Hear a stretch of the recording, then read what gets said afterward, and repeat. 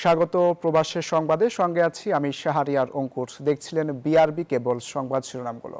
প্রথমবারের মতো postal ব্যালটে vote দিতে মুখিয়ে আছেন প্রবাসী ভোটাররা। এখন পর্যন্ত পোস্টাল বিডি অ্যাপে বিভিন্ন দেশের প্রায় 22,000 প্রবাসী বাংলাদেশি ভোটার নিবন্ধন করেছেন। বিশ্লেষকরা বলছেন, প্রবাসীদের কাছে ব্যালট পৌঁছানো এবং শেষ মুহূর্তে প্রার্থিতা বাতিল হলে এই পদ্ধতিতে ভোট গ্রহণ চ্যালেঞ্জিং হতে পারে। নিবন্ধন বাড়াতে ব্যাপক প্রচারণা জরুরি বলেও মনে করেন তারা। শাহ আলী জয়কে সাথে নিয়ে রিশাদ হাসানের রিপোর্ট। বিশ্বের 170টির বেশি দেশে জনশক্তি হিসেবে কাজ করছেন প্রায় 1,30,00,000 বাংলাদেশি প্রবাসী, যাদের পাঠানো রেমিটেন্স অবদান রাখছে দেশের অর্থনীতিতে। সবকিছুকে ছাপিয়ে এবার প্রবাসীদের পালা দেশের সরকার গঠনে অবদান রাখার, যেই সুযোগ এই প্রথমবারের মতো করে দিচ্ছে বাংলাদেশ নির্বাচন কমিশন। পোস্টাল ভোট বিডি অ্যাপের মাধ্যমে নিবন্ধন করলেই প্রবাসে বসে দেয়া যাবে নিজের ভোট।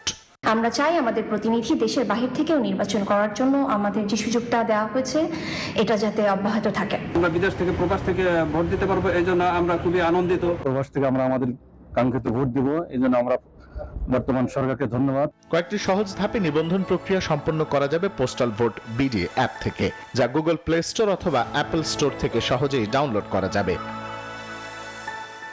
নির্বাচনের আগেই প্রবাসী ভোটারদের কাছে ব্যালট পৌঁছানো ও যথাসময়ে ব্যালট ফিরে পাওয়াটা বড় চ্যালেঞ্জ বলে মনে করেন নির্বাচন পর্যবেক্ষক। আমাদের দেশে কিন্তু আমি অনেক দেখেছি এই রাখার ব্যাপারেও অনেকে পরে সন্দেহ প্রকাশ করে, সরকারের উপর যদি তাদের না থাকে, আস্থা না থাকে।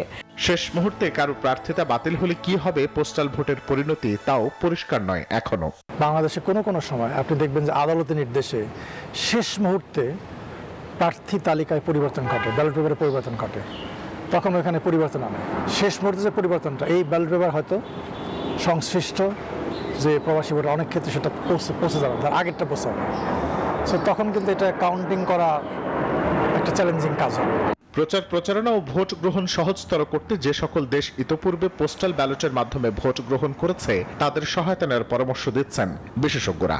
তারা যদি পৃথিবীর অন্যান্য দেশে যেখানে পোস্টাল ব্যালট আছে সব কয়টা দেশের থেকে তারা অভিজ্ঞতাগুলি নেয়, মানুষকে অ্যাওয়ার করা। এই যে 1,30,00,000, আমরা শুধু অনলাইন করতে হবে না, এটা ব্যাপক ক্যাম্পেইন লাগবে, ব্যাপক অ্যাওয়ারনেস প্রোগ্রাম লাগবে।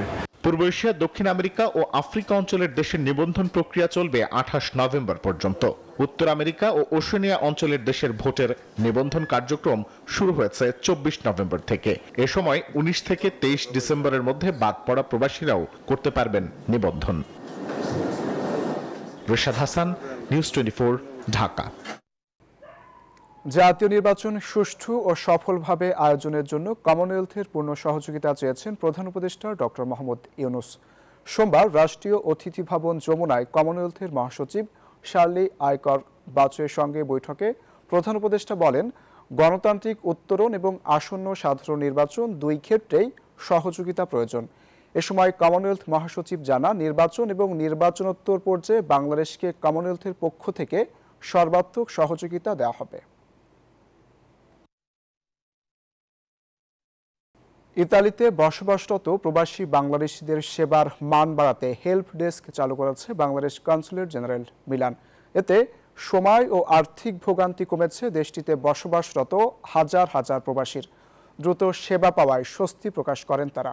সাইফুল ইসলামের তথ্য চিত্রে ডেস্ক রিপোর্ট। ইতালি প্রবাসীদের নানা সমস্যার সমাধানে হেল্প ডেস্ক চালু করল বাংলাদেশ কনসুলেট জেনারেল মিলান, যার মাধ্যমে পাসপোর্ট জটিলতা ও বিভিন্ন ডকুমেন্ট সংক্রান্ত সেবা পাবেন প্রবাসীরা। প্রতি সপ্তাহে বুধ ও বৃহস্পতিবার দেয়া হচ্ছে এনআইডি ও নতুন ভোটার হবার সহযোগিতা। এছাড়া মিলানের দূরবর্তী শহরের প্রবাসীদের দোরগোড়ায় সেবা পৌঁছে দিতে চালু আছে ভ্রাম্যমাণ কনসুলার সেবা।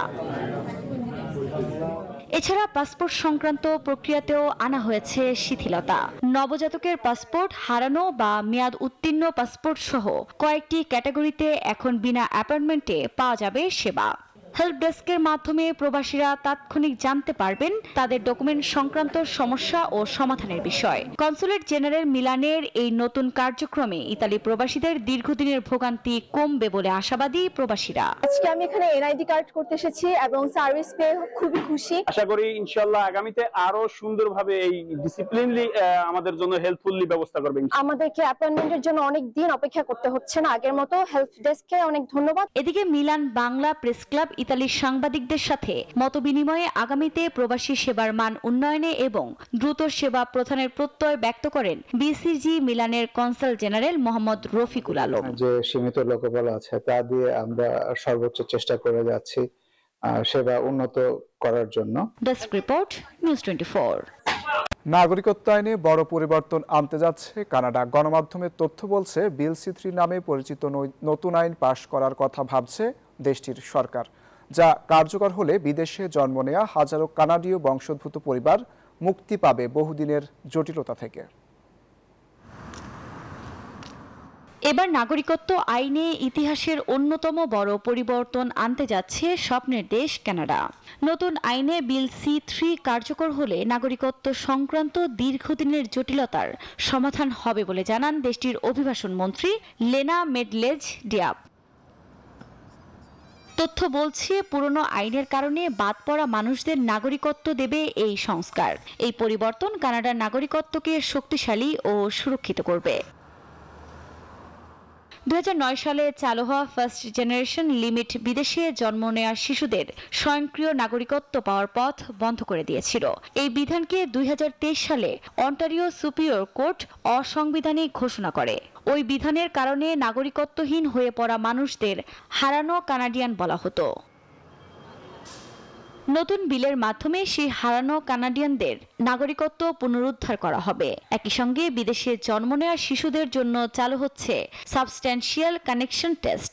এর আওতায় কানাডীয় বংশোদ্ভূত মা বাবাকে সন্তানের জন্ম বা দত্তক নেওয়ার আগে অন্তত 1095 দিন কানাডায় অবস্থানের প্রমাণ দিতে হবে। আইনটি বাস্তবায়নের জন্য আদালত 2026 সালের জানুয়ারি পর্যন্ত সময় বেঁধে দিয়েছে। আফরিন মৌ, নিউজ 24। প্রবাসী বাংলাদেশিদের ভোটাধিকার প্রয়োগে পোস্টাল ভোট নিবন্ধন বিষয়ক সেমিনার অনুষ্ঠিত হলো জার্মানিতে। রোববার বার্লিনের বাংলাদেশ দূতাবাসের আয়োজনে পোস্টাল ভোটার বিস্তারিত তুলে ধরেন জার্মানিতে নিযুক্ত রাষ্ট্রদূত। সেমিনারে উপস্থিত ছিলেন কমিউনিটির নেতৃবৃন্দ, বিভিন্ন রাজনৈতিক দলের নেতাকর্মী ও প্রবাসীরা। অনামিকা বড়ুয়ার পাঠানো তথ্য, চিত্রের ডেস্ক রিপোর্ট। জার্মানিতে বসবাসরত প্রবাসী বাংলাদেশি ভোটারদের জন্য জাতীয় সংসদ নির্বাচনের পোস্টাল ভোটিং প্রক্রিয়া সহজ করতে সেমিনারের আয়োজন করে বার্লিনে বাংলাদেশ দূতাবাস। এই সেমিনারের মূল উদ্দেশ্য ছিল পোস্টাল ভোটিং এর IT supported mobile application postal vote BD সম্পর্কে প্রবাসীদের বিস্তারিত জানানো ও নিবন্ধন প্রক্রিয়া সহজ করা। এতে প্রবাসীদের সামনে পোস্টাল ব্যালটে ভোটাধিকার প্রয়োগের বিস্তারিত তুলে ধরেন জার্মানিতে নিযুক্ত রাষ্ট্রদূত ও দূতাবাসের ডেপুটি চিফ অব মিশন। নির্বাচন কমিশনে আমরা যোগাযোগ করেছি, তাদের সাথে আপনারাও যোগাযোগ করেছেন। ওর প্রেক্ষিতে আমরা কিন্তু কয়েকটা চিঠিও দিয়েছিলাম, কথা বলেছি, প্লাস চিঠিও দিয়েছিল। আমরা সবসময় সম্পৃক্ত ছিলাম নির্বাচন কমিশনের সাথে, আপনাদের সাথেও। এই সমস্যাটা বাংলাদেশের প্রথাগতভাবে আমরা অনেক ফেস করি, যে একজনের ভোট আরেকজনের দিয়ে দেওয়ার সমস্যা, সেটা যেন ফেস করতে না হয়। এ সময় জার্মানি সহ ইউরোপের ভোটারদের অনলাইনে নিবন্ধনের সময়সীমা 29 নভেম্বর থেকে 3 ডিসেম্বরের সময়সীমা 30 ডিসেম্বর করার পাশাপাশি পোস্টাল ভোটের নানা অসঙ্গতি বিষয়ে রাষ্ট্রদূতকে অবহিত করেন সেমিনারে আগত কমিউনিটির নেতৃবৃন্দ। ওই সময় যে ক্যামেরা যে কোয়ালিটি ছিল, সরি টু সে, ওটা খুব গুড কোয়ালিটির ক্যামেরা ছিল না। এখন সেই ফটো দিয়ে যদি এখন ম্যাচ করে রিয়েল টাইম ফটো ম্যাচ করে দিতে চাই, তাহলে আমার মনে হয় যে 90% প্রবাসী এই কাজটা করতে পারবে না। আমরা পেলাম আমাদের ব্যালট বক্স 15 দিন আগে, তারপরে দেখা গেল যে আমরা এক অংশ দিয়ে দিয়েছি, কিন্তু ইন দ্য মিন টাইম আবার বাংলাদেশে যেতে হচ্ছে। সেক্ষেত্রে 2 ভোটের সম্ভাবনা তো নাই। অনলাইনে নিবন্ধন ও পোস্টাল ভোটিং এর বিষয়ে সচেতনতা বাড়াতে দূতাবাস সব ধরনের সহায়তা দিতে প্রস্তুত বলেও জানান রাষ্ট্রদূত। Desk report, news 24। ওমানে জমকালো আয়োজনে সালতানাত অব ওমানের 55তম জাতীয় দিবস উদযাপন করেছে বাংলাদেশি মালিকানাধীন প্রতিষ্ঠান Saruf Gulf International Group of Company. অনুষ্ঠানটি পরিচালনা করেন জোহাইনা আল মাইমানি। কেক কাটেন কোম্পানির সিইও প্রকৌশল মোহাম্মদ শাহ আলী সিআইপি, কোম্পানির চেয়ারম্যান স্থানীয় ওমানি আহমেদ সালেম মোহাম্মদ আল আমরি, সাথে ছিলেন বাংলাদেশ সোশ্যাল ক্লাবের চেয়ারম্যান সিরাজুল হক সিআইপি। এতে উপস্থিত ছিলেন গালফ এক্সচেঞ্জের সিইও ইফতেখার উল হাসান চৌধুরী সহ কমিউনিটি নেতৃবৃন্দ।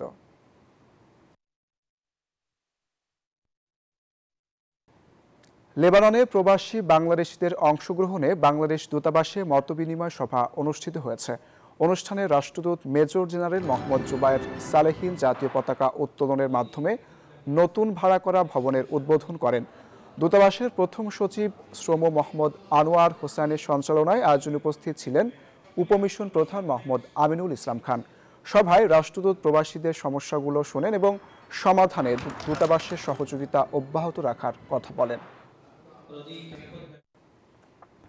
অস্ট্রেলিয়ায় উচ্চ শিক্ষার পথ সহজ করতে কৃত্রিম বুদ্ধিমত্তা এআই বেসড ওয়েব প্ল্যাটফর্ম চালু করছে স্টাডিনেট। উচ্চশিক্ষার আকাঙ্ক্ষা থেকে বিশ্ববিদ্যালয় ভর্তি পর্যন্ত সম্পূর্ণ প্রক্রিয়া থাকছে স্টাডিনেট.2 প্ল্যাটফর্মে। অস্ট্রেলিয়ার ক্যানবেরায় আয়োজিত এক অনুষ্ঠানে এই প্ল্যাটফর্ম চালুর ঘোষণা দেন স্টাডিনেটের কর্ণধার এম হোসাইন। শিক্ষার্থীদের অস্ট্রেলিয়ায় উচ্চশিক্ষার কোর্স নির্বাচন, কাউন্সেলিং এবং বাজেট ব্যবস্থাপনা সহজ করতে কৃত্রিম বুদ্ধিমত্তার এই উদ্যোগ নেওয়া হয়েছে বলে জানান তিনি। আসন্ন ওয়ার্ল্ড ট্রেড এক্সপো সৌদি আরবকে কেন্দ্র করে সংবাদ সম্মেলনের আয়োজন করে Bangladesh consulate general Jeddah. Commercial councillor Syeda Nahida Habiba জানান, এসব প্রতিষ্ঠান তৈরি পোশাক, পাটজাত পণ্য, হস্তশিল্প, ক্ষুদ্র শিল্পের পণ্য সহ রপ্তানিযোগ্য পণ্য প্রদর্শন করবে, যা মধ্যপ্রাচ্যের বাজারে বাংলাদেশের অবস্থান আরও শক্তিশালী করবে।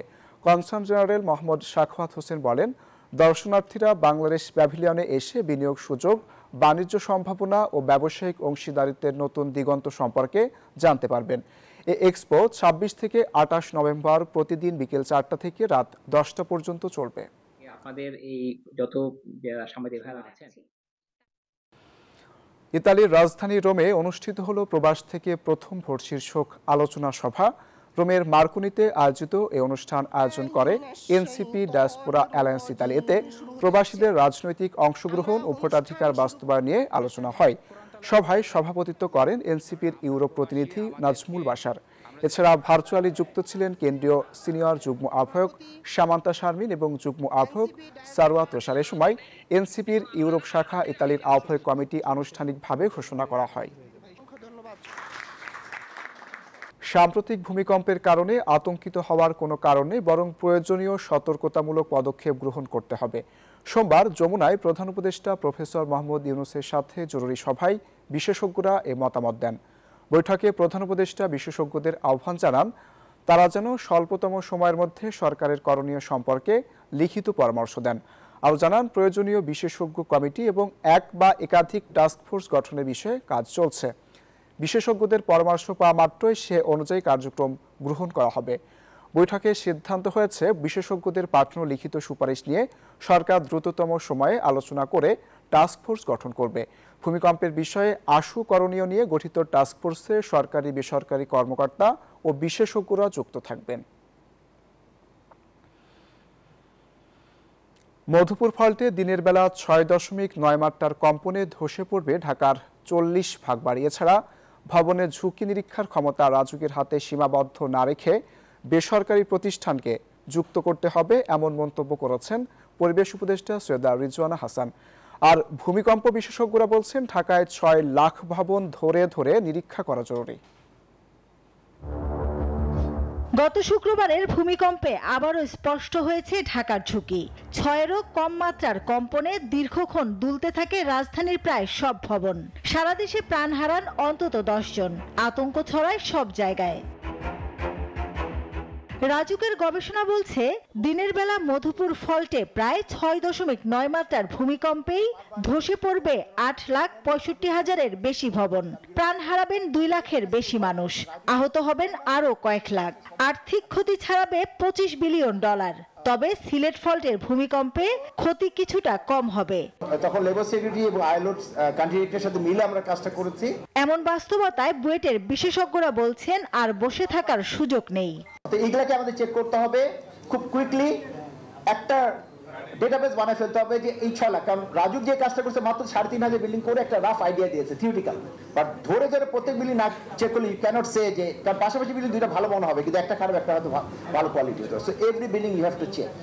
বিশ্লেষকরা বলছেন বিদ্যমান ভবন সংস্কারের পাশাপাশি নতুন ভবন নির্মাণেও বিধিনিষেধ বাড়াতে হবে। আরেকটা জিনিস যেটা করতে হবে, আমাদের এখন যখন আমি কমিউনিটির জন্য একটা কন্টিনজেন্সি প্ল্যান করবো, ওইখানে যে শেল্টার এবং যে ইমার্জেন্সি মেডিকেল ফ্যাসিলিটি ওগুলাকে এখনই অ্যাসেস করে ওগুলাকে আর্থকুয়েক রেজিলিয়েন্ট বানায় ফেলতে হবে, কারণ ওইখানে তো আমার মানুষ গিয়ে থাকবে। ওইটা হয়তো এক একটা কমিটির 2, 3, 4টা বিল্ডিং, ওইটা করতে কিন্তু আমি 6 মাসে আমার পারা উচিত।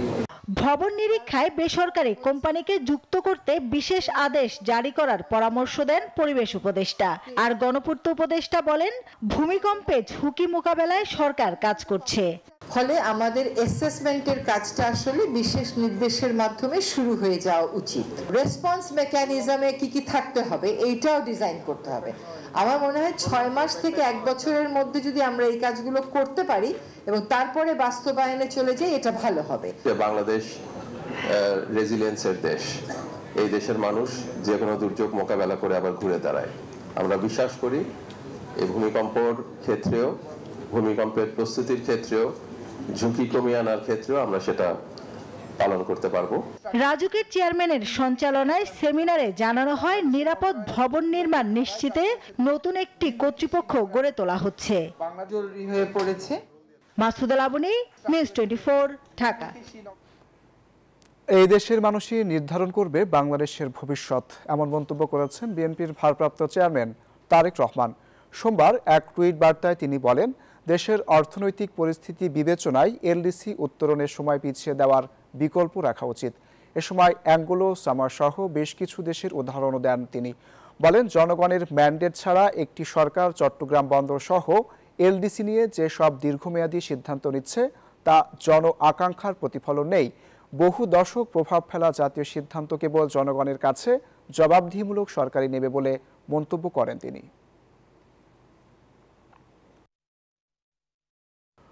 নিজেদের বিভক্তির কারণে সাংবাদিকরা রাজনীতিকদের পকেটে ঢুকে যান, যার প্রমাণ ফ্যাসিজমকে রক্ষা করতে বিগত সময়ে উদ্যোগী হয়েছিল গণমাধ্যমগুলোই। সোমবার দুপুরে গণমাধ্যম সংস্কার কমিশনের সুপারিশ নিয়ে মতবিনিময়ে এমন অভিযোগ করেন বিএনপি মহাসচিব মির্জা ফখরুল ইসলাম আলমগীর। জানান, ক্ষমতায় গেলে গণমাধ্যম সংস্কারে অগ্রাধিকার দেবে বিএনপি। এ সময় গণমাধ্যমের অভ্যন্তরে কলুষ দূর করতে একযোগে কাজ করার আহ্বান জানান এনসিপি সদস্য সচিব আখতার হোসেন। অন্তর্বর্তী সরকারের গণমাধ্যম সংস্কার কমিশনের যে সুপারিশ তা নিয়ে আছে নানা পর্যবেক্ষণ। গণমাধ্যম সংস্কার ও স্বাধীন সাংবাদিকতা নিশ্চিতে রাজনৈতিক অঙ্গীকার কি হবে সে বিষয়ে দেশের রাজনীতিকদের ভাবনা জানার আয়োজন করে ব্রডকাস্ট জার্নালিস্ট সেন্টার বিজেসি। গণমাধ্যম কর্মী হিসেবে আমাদের দাবি, আপনারা আমাদের পাশে থাকবেন, আমরা যেন স্বাধীন থাকতে পারি। আমাদেরকে আপনারা আপনাদের লেজুর ভিত্তি করতে দিবেন না। মতবিনিময়ে বিগত সময়ে গণমাধ্যমের পক্ষপাতমূলক অবস্থানের সমালোচনা করেন রাজনীতিকরা। প্রশ্ন তোলেন গণমাধ্যমের মালিকানা ও লাইসেন্স ইস্যুতে। সব ক্ষেত্রে লাইসেন্সের যেমন দলবাজি দলীয়করণ আছে, মিডিয়ার লাইসেন্সের ক্ষেত্রেও দলবাজি দলীয়করণ বরং অন্যান্য ক্ষেত্রের চাইতে আরো অনেক বেশি। যে আমাদের সাংবাদিক বন্ধুগণ তাদের যে বেতন কাঠামো সেটা থেকে যদি তারা বঞ্চিত হন, তাহলে তারা আইনগত উপায় একটা প্রতিকার তারা পাবেন, সে ধরনের ব্যবস্থা করার দিকে আমাদেরকে যেতে হবে। বাংলাদেশের একজন সাধারণ মানুষ হিসাবে আমার সংবাদ মাধ্যমের কাছে অনুরোধ থাকবে, আমাদের উপস্থাপনাটা যেন অ্যাকোমোডেট হয়, আমাদের উপস্থাপনাটা যেন নিরপেক্ষ না হয়ে বাংলাদেশের পক্ষে হয়। যারাই বলবেন এখানে যে অঙ্গীকারগুলো করবেন তার পেছনে আপনাদের ওয়াচ ডগের মতো থাকতে হবে আগামী দিনে, এটাই হচ্ছে মূল কথা। আলোচনায় বিএনপি মহাসচিব মির্জা ফখরুল ইসলাম আলমগীর অভিযোগ করেন, বিগত সময়ে নিজেরা উদ্যোগী হয়ে ফ্যাসিজমকে রক্ষা করেছিল গণমাধ্যমগুলো। নিজেরাই তো আপনারা দলীয় হয়ে যাচ্ছেন।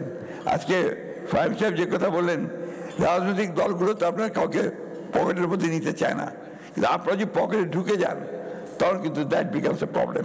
আমরা দেখেছি গত 15 বছর নিজেরাই উদ্যোগী হয়ে আপনারা ফ্যাসিজমকে সমর্থন করেছেন। সরকার পরিচালনার দায়িত্ব পেলে গণমাধ্যমের জন্য ইতিবাচক পরিকল্পনা গ্রহণের আশ্বাস দেন বিএনপি মহাসচিব। ভোটে নির্বাচিত সরকার গঠন করতে পারি তাহলে নিশ্চয়ই প্রায়োরিটি পাবে আপনাদের। এটা ফজলে রাব্বি সৌরভ, নিউজ 24, ঢাকা। এবার জেডএসআরএম নির্বাচনের পথে।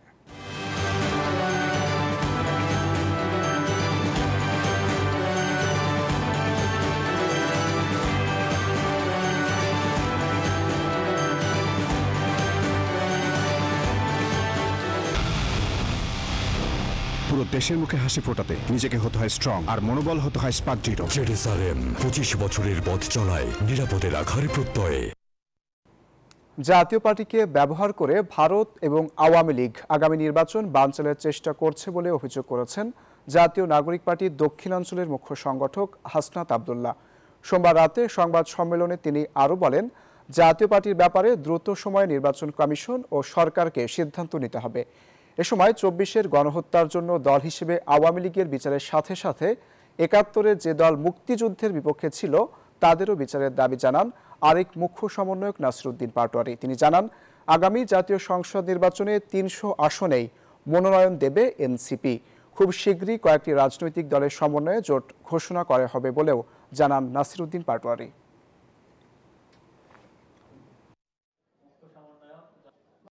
এই জাতীয় পার্টি হচ্ছে ভারতের একটা এক্সটেনশন, আওয়ামী লীগের একটা এক্সটেনশন।